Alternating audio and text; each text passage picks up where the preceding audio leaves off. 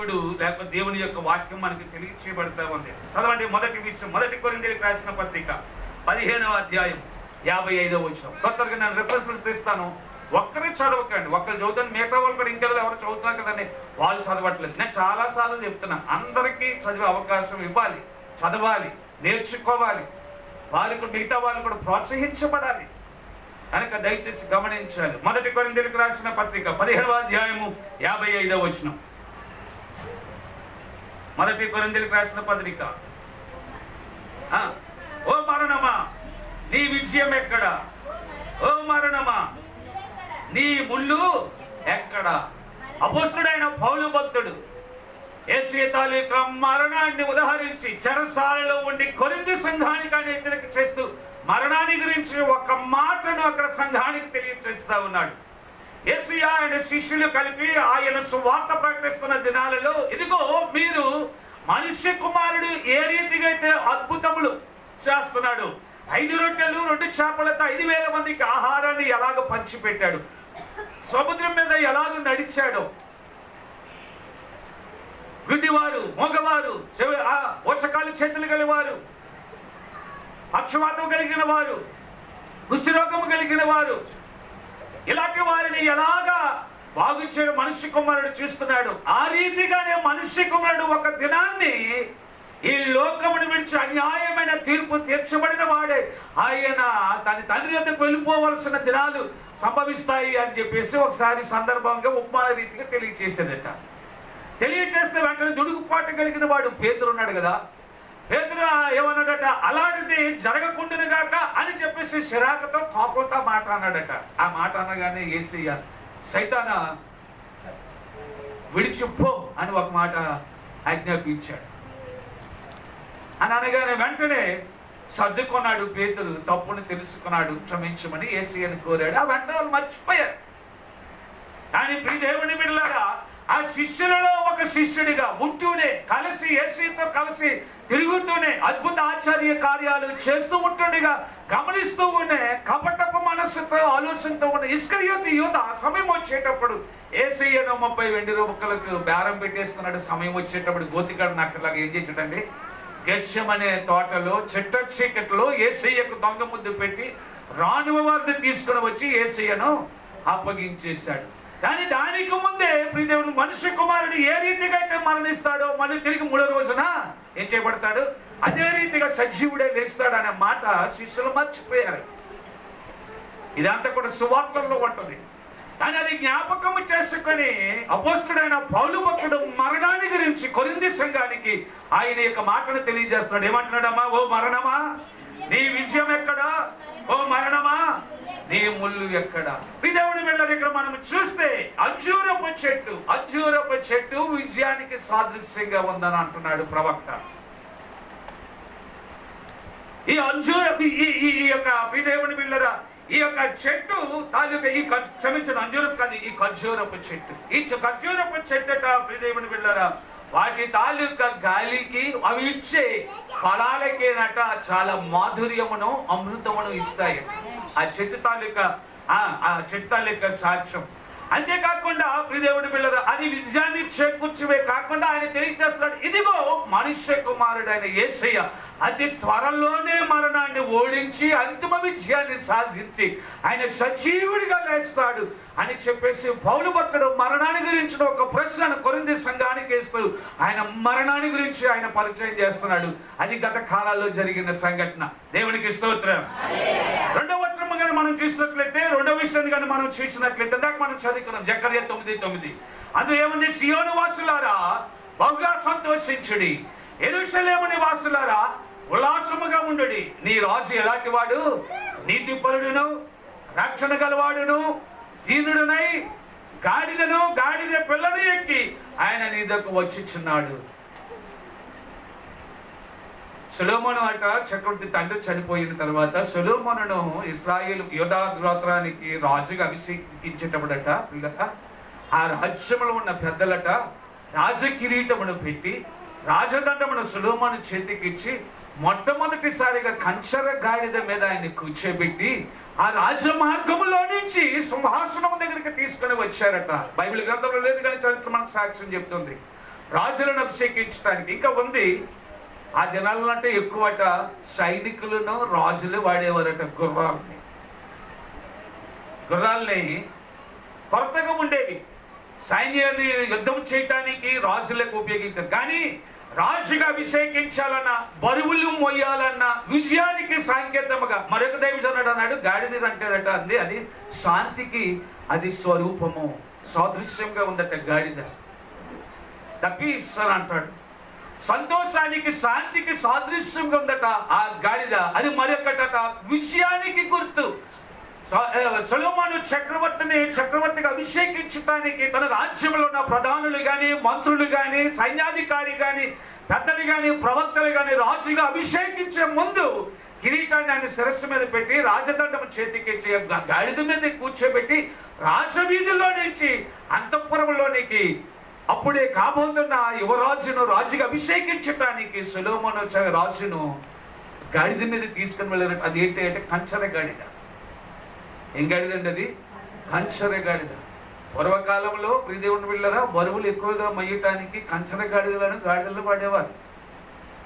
ఇప్పుడున్న పిల్లలకి గట్టి తెలియకపోవచ్చు, కానీ పెద్దలందరికీ తెలుస్తుంది. పూర్వకాలంలో ఎక్కువగా ఏం చేసేవారంటే, మన దగ్గర కూడా మరి ఉండలేదు, విన్నానో లేదు మరి, వెళ్తే నేను తప్పైతే క్షమించండి, బరువుల్ని కూడా మోసుకొచ్చేది. ఆ తర్వాత బళ్ళు వచ్చినట్టుగా ఉన్నాయి మన డంకాడికి.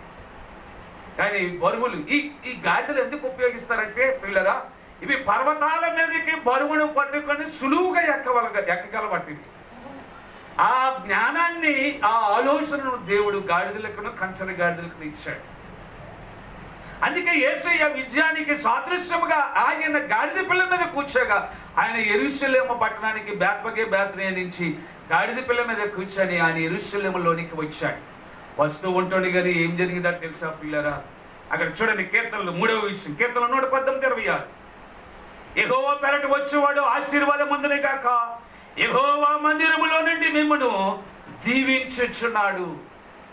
3వ విషయం, ఈ రోజు జరిగిన ఈ 3వ విషయం ప్రియదేవుని బిడ్డలారా, అక్కడ ఆయన తెలియజేస్తున్నాడు, యెహోవా పేరట వచ్చువాడు ఆశీర్వదించబడును గాక. అంతేకాకుండా యెహోవా మందిరములో నుండి ఆయన మందిరములోనున్న మిమ్ములను ఆయన దీవించును గాక. కీర్తనకారుడు 118వ కీర్తన 6లో తెలియజేస్తున్నాడు. రోమీయులకు రాసిన పత్రిక 10వ అధ్యాయం 9వ వచనం అంటున్నాడు, యేసు ప్రభువుని నీ నోటితో ఒప్పుకొనుము, దేవుడి మృతుల్లో నుండి ఆయనను లేపనని నీ హృదయం ముందు విశ్వసించినట్లా నీవు నమ్మి రక్షించబడుదువు. దేవునికి స్తోత్రం. హల్లెలూయా, హల్లెలూయా. ఎవరు బలవంతంగా ఇష్టం లేకుండా ఎవరు భక్తి చేయించలేరు, చదివించలేరు, పెళ్లి చేయించలేరు, కుటుంబ వ్యవస్థను నెలకొల్పలేరు.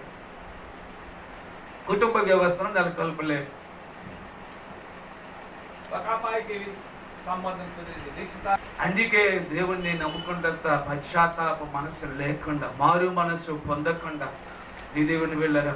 ఈరోజు వచ్చారు, అడుగు పెట్టారు, రేపు ఉన్నారు, ఎల్లుండి ఇప్పుడు వేసవి కాలంలో నేను నీళ్ళు ఎక్కడ లేవని చెప్పేసి ఈవిని తీసుకెళ్ళి సముద్రంలో తీసుకెళ్ళి ఆ బాప్తిసం ఇచ్చి వచ్చేసిన తర్వాత ఇష్టం లేకుండా ఉంటే ఆ భక్తి ఎంతకాలం సాగుతుంది? ఆ వ్యవస్థ ఎంతకాలం నడుస్తుంది? ఆ కుటుంబపు జీవితం ఎంతకాలం నడుస్తుంది? పొసగదు, ఇష్టంగా ఉండదు, రకరకాల గొడవలు, చిన్న చిన్న సమస్యలు, ఇంకా అలాగ రకరకాల అనర్థాలకి పిల్లలు. అది ఏదైనంతే ఇష్టం లేకుండా నువ్వు బైబిల్ చదువు అంటే చదవటానికి మనసు రాదు, చదువు అంటే మనసు రాదు. ఏదైనా సరే ప్రియదేవుని బిడ్డలారా, ఏదైనా ఇష్టంగా చేస్తేనే. ఇప్పుడు అదే అంటున్నాను, ఇదిగో మా చేతిలో ఉన్న గ్రంథాలను నేను తీసుకొని చెప్పేవచ్చు, మీ కాళ్ళ కింద వేసి మట్టేవచ్చు, లేకపోతే రెడీగా జోబులోనూ ఇంట్లోనే ఉంటే అగ్గిపెట్టు పట్టుకొని వచ్చి దాన్ని తగిలిట్టేవచ్చు. కానీ మా హృదయాలలో, మా గుండెల్లో ఉన్న పాట కానీ, మాట కానీ, వాక్యం కానీ, సాక్ష్యం కానీ, ప్రార్థన కానీ తీసేయగలరా?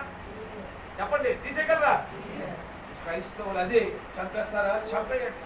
మా చేతిలో ఉన్న గ్రంథాలు తీసేయగలరేమో కానీ మా నోటిలో, మా హృదయంలో ఉన్న మాట, పాట, ప్రార్థన మీరు తీయలేరు. ఇదిగో మాకు ఒక నిరీక్షణ ఉంది, మీరు చంపేస్తారు, అంత చంపేస్తారు, ఏం మంచిదో వెళ్ళిపోతాం. ఎక్కడికి?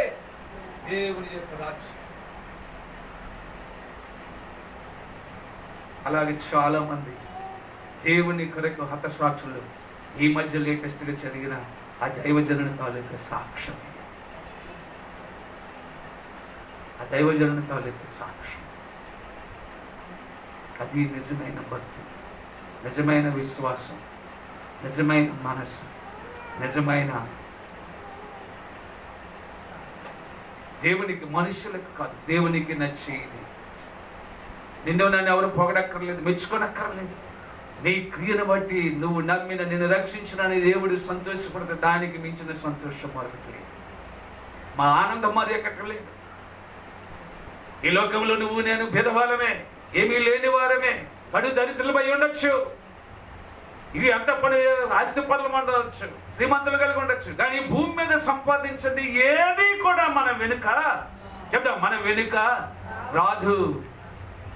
వాక్య ప్రకటన గ్రంథంలో ఉంది, నీ క్రియలు నా క్రియలే ఉండిపోతాయి. మనము నడిచిన నడవడిని బట్టి, ఆత్మీయతను బట్టి ప్రియదేవుని బిడ్డలారా, దేవుడు అక్కడ ఆయన సంతోషపడి ఆయన నీ కొరకు స్వయంగా తన చేతులతో కట్టిన ఆయన గృహంలోనికి ఆయన నిన్ను తన దూతల ద్వారా తీసుకుపోవటానికి ఆయన సిద్ధంగా ఆయన ఉన్నాడు. అదే చెప్తున్నాడు.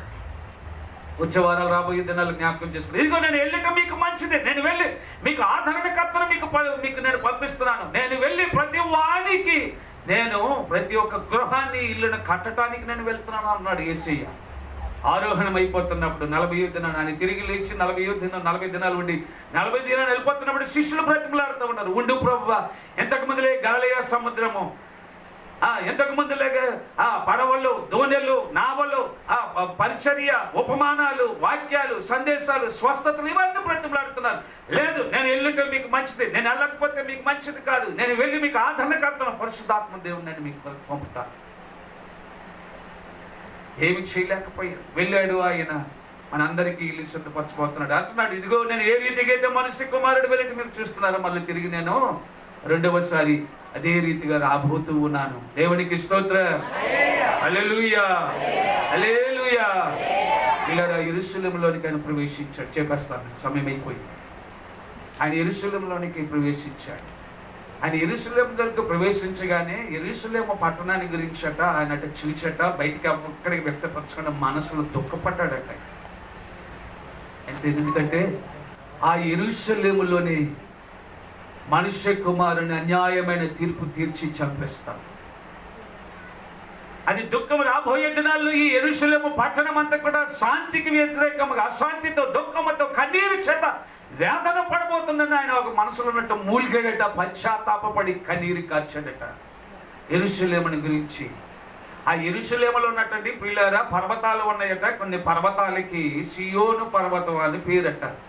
ఆ సియోను, ఆ పర్వతాలలో, ఆ పర్వతాలన్నిటికీ సియోను పర్వతం అని పేరు.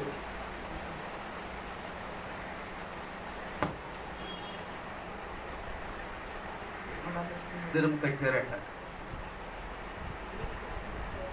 ఎంత సుందరముగా కట్టబడిన మందిరమా, నీవు పతనమైపోతా ఉన్నావు అని చూపిసి యేసయ్యట అది చూచి మూలిగి కన్నీరు కార్చేటట్టు కానీ అక్కడ ఉన్న మనుషులకు కానీ శిష్యులకు కానీ అది వ్యక్తపరచలేదు. ఆ పట్టణంలోని యేసయ్యను బంధించారు. బంధించి, దేవుని బిడ్డలారా, దానికి ముందు ఆయన ఆదివారం కదా మందిరంలో ఆరాధన జరుగుతుందని చెప్పి ఆయన మందిరంలోనికి అడుగు పెట్టేటప్పుడు గట ఆ మందిరాన్నట వ్యాపారపు టిల్లుగా మార్చేశారట. ఆయన కోపం వచ్చింది. బాతులు, గుడ్లు, చిల్లర వర్తకము, గాడిదలు, పావురాళ్ళు, కోళ్ళు, గొర్రెలు, మేకలు, ఇంకా అది ఒక రకమైన సంతలాగా తయారు చేస్తే వెంటనే ఆయన ఒక కంజాను పట్టుకొని దాన్ని జులిపించి వారందరినీ అక్కడ పారద్రోలి అక్కడ మందిరాన్ని ఆయనే స్వయంగా శుభ్రం చేసినట. అదే ఈ రోజు చివరిసారిగా పవిత్రపరిచి దేవుని మాటలను తెలియచేశాడు. తర్వాత ఆయన ప్రియ దేవుని బిడ్డలారా, కొన్ని దినాలు మాత్రమే ఆయన గడిపాడు. లక్షవారం నాడు ఆయన గెత్సెమనే తోటలోనికి వెళ్ళాడు. ఆయన మోకరించి ప్రార్థన చేసుకున్నాడు. ఆయన శరీరంలో రక్తం లేక చెమటే రక్తపు బిందువుగా మారిందట. ఆ ప్రార్థన, తండ్రి ఈ గిన్నెను నా యుద్ధ నుంచి తొలగించము, ఇది నా ఇష్టము కాదు, ఇది నీ చిత్తమే జరుగునుగా కానీ ప్రార్థించాడు. తిరిగి వచ్చి శిష్యులతో పడుకుని పోయారు. అప్పటికే శిష్యులు వారిని లేపి వారితో మాట్లాడుతూ ఉంటుండగా ఇస్కరియోతు యోధా వచ్చి బోధకుడా నీకు శుభమని చెప్పి ఏ ముద్దు పెట్టాడట? కపటపు ముద్దు పెట్టాడు. ఆయన వెనకాతల రాత్రి వచ్చిన దివిటీలతో వచ్చిన రానువ వారు ఆయన పట్టుకొని ఆయన చేతులకు సంఖ్యలు వేశారు. అది లక్షవారం నాడు రాత్రి, తెల్లవారితే శుక్రవారం. ఆ రాత్రంతా అక్కడ ఆయనకి తీర్పు తీర్చారు. తెల్లవారితే శుక్రవారం ఉదయాన్నం 6 గంటలకే ఆయనను సిలువేసేశారు. మధ్యాహ్నం 3 గంటల వరకు ఆయన సజీవుడిగా ఉన్నాడు. 7 మాటలు ఆయన పలికాడు. 7వ మాట పలికి ఆయన, తండ్రి, నా ఆత్మను నీ చేతికి అప్పగించుచున్నానని ఆయన కుడి భుజం మీద తలవాల్చాడు. తలవాల్చగానే ప్రపంచమంతా అక్కడ ఒక్కసారి చీకటైపోయింది. పర్వతాలు బద్దలైపోయాయి. మందిరంలో ఉన్న తెర నడిమికి చిరిగిపోయింది. ఆయన భయంకరమైన గాలి చేత అనేకులట స్వస్థపరచబడ్డారట. ఆయన కార్చిన రక్తం గాలిలో నుంచి పోయి బాల్యము వెలుపల ఉన్న కుష్ఠరోగుల మీదకి పడగానే వారు స్వస్థపరచబడ్డారట. అనేకులు ఆయనకంటే ముందే చనిపోయిన పరిశుద్ధులు అప్పటికప్పుడు సమాధుల్లో నుంచి లేపబడ్డారట. ఇదంతా రేపు శుక్రవారం నాడు జరిగే శుభ శుక్రవారం సందేశం. కళ్ళు మూసుకుంటాం.